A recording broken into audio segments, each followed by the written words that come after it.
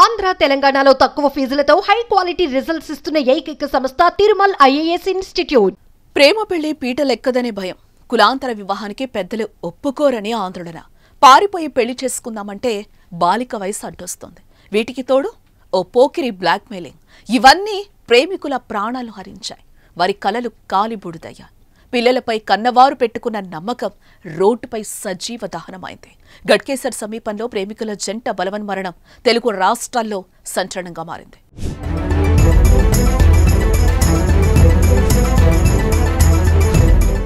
మేడ్చల్ జిల్లా Ghatkesar police station పరిధిలో ఓ రోడ్డుపై కారులో సోమవారం సాయంత్రం మంటలెగిసిపడ్డాయి.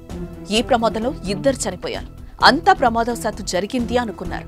కానీ అది ప్రమాదం కాదు, బలవన్మరణమని తెలిసాక ఒక్కసారిగా ఉలిక్కిపడ్డారు. వారే పెట్రోల్ పోసి నిప్పంటించుకున్నారని తెలిసి ఆశ్చర్యపోయారు.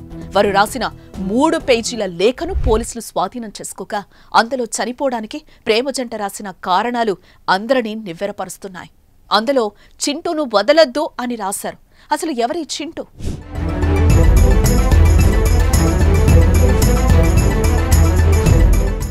యాదాద్రి భువనగిరి జిల్లా పోచంపల్లి మండలం పిల్లాయిపల్లికి చెందిన పర్వతం ఆంజనేయులు కుటుంబం 20 ఏళ్ల క్రితం అదే జిల్లా బీబీనగర్ మండలం జమిలాపేటకు వచ్చి నివాసం ఉంటోంది. ఆంజనేయులు కుమారుడు శ్రీరాములు గట్కేసర్ మండలం నారపల్లిలో హోల్సేల్ సైకిల్ విక్రయ దుకాణం నిర్వహిస్తున్నాడు. అదే ప్రాంతానికి చెందిన బాలిక శ్రీరాములు కొన్నేళ్లుగా ప్రేమించుకుంటున్నారు. ఇద్దరివి వేరువేరు కులాలు. వీరి ప్రేమ వ్యవహారం గురించి బాలిక కుటుంబ సభ్యులకు తెలియటంతో పలుమార్లు మందలించారు. కానీ ఆమె ప్రియుణ్ణి వదల్లేదు. ఒకరిని ఒకరు వదిలి ఉండలేకపోవడంతో ఇంట్లో తెలియకుండా మాట్లాడుకునేవారు. ఈ క్రమంలో బాలిక సమీప బంధువు చింటూ వారి మధ్య ఇంకా ప్రేమ నడుస్తోందని తెలుసుకుని బ్లాక్మెయిల్ కు దిగాడు. తనకు డబ్బులివ్వాలని, లేకపోతే తల్లిదండ్రులకు చెబుతానంటూ బెదిరించేవాడు. భయపడ్డ శ్రీరాములు పలు దఫాలుగా 1,35,000 ఇచ్చాడు. మరింత డబ్బివ్వాలంటూ ఒత్తిడి పెరగడంతో ఇటు కులాలు వేరు కావడంతో పెద్దలు అంగీకరించారనే ఆందోళనతో చావే శరణ్యమనుకున్నారు.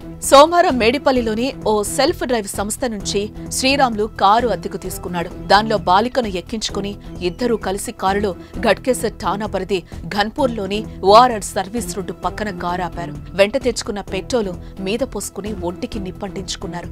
కారులో మంటలు భరించలేక శ్రీరాములు బయటకొచ్చి గట్టిగా ఆహాకారాలు చేస్తూ ఫుట్పాత్ మీద పడి మరణించాడు. బాలిక కారులోనే చిక్కుకుపోవడంతో శరీరం మొత్తం ఏమాత్రం గుర్తించలేనంతగా కాలిపోయింది. సమాచారం అందుకున్న పోలీసులు అక్కడికి రాగానే పరిశీలించారు. 3 పేజీల లేఖను స్వాధీనం చేసుకున్నారు వారు.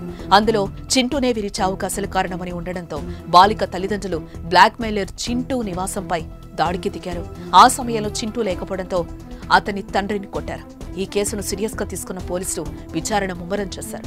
మరి ఈ కేసులో ఇంకెన్ని సంచలన విషయాలు బయటపడతాయో చూడాలి. ఏదేమైనా ప్రాణంగా ప్రేమించుకున్న ప్రేమికులు ఓ పోకిరి చేసిన బ్లాక్మెయిల్ తో సజీవ దహనం అవ్వడం ప్రతి ఒక్కరిని కలిచివేస్తోంది. జీవితంలో వచ్చిన కష్టాలకు ఏదో ఒక పరిష్కార మార్గం ఉంటుంది, దాన్ని వెతకాలి. ఇలా ప్రాణాలు తీసుకోవడం కరెక్ట్ కాదనే అభిప్రాయం వ్యక్తమవుతోంది. మరి దీనిపై మీరేమంటారో కామెంట్ చేయండి.